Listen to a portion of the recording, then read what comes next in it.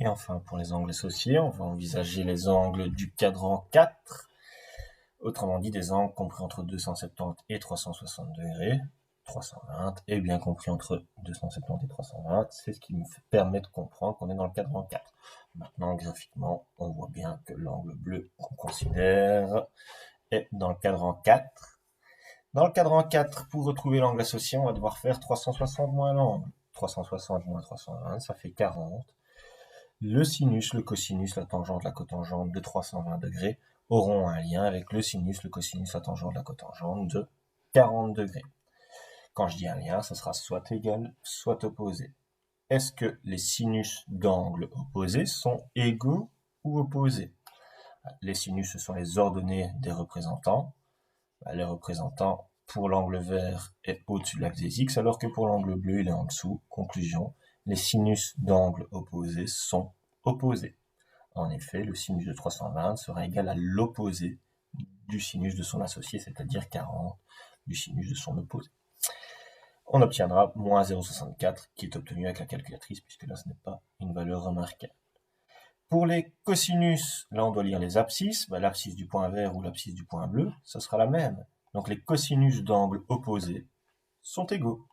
Le cosinus de 320 est égal au cosinus de l'angle opposé, c'est-à-dire l'opposé de 320, c'est 40.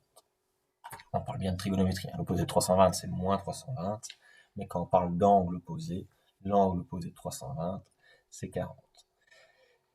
Et donc, le cosinus de 320 est égal au cosinus de 40, est égal à 0,77.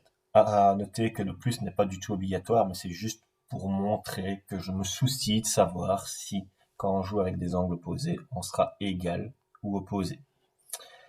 Pour la tangente de l'angle vert, je prolonge le côté et je vais couper l'axe de la tangente ici au-dessus, alors que quand je joue avec l'angle bleu, je vais le couper ici en bas. Donc, la tangente de l'angle que je cherche, donc la tangente de l'angle de 320, ne sera pas égale à la tangente de 40, mais sera égale à l'opposé de la tangente de 40. Et ce qu'on vient de dire pour la tangente, on a la même chose pour la cotangente. Donc, la tangente et la cotangente fonctionnent vraiment de la même manière. Donc, elles ont toujours le même signe, donc elles sont égales au même moment, elles sont opposées au même moment.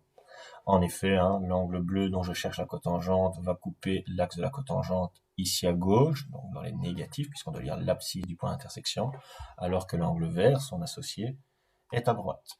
On ne peut pas dire que les cotangentes de l'angle bleu et vert sont égales, mais elles sont du coup opposées. La cotangente de 320 sera égale à l'opposé de la cotangente de 40. Avec la calculatrice cotangente de 40, on obtient 1,19, et donc ça donnera moins 1,19.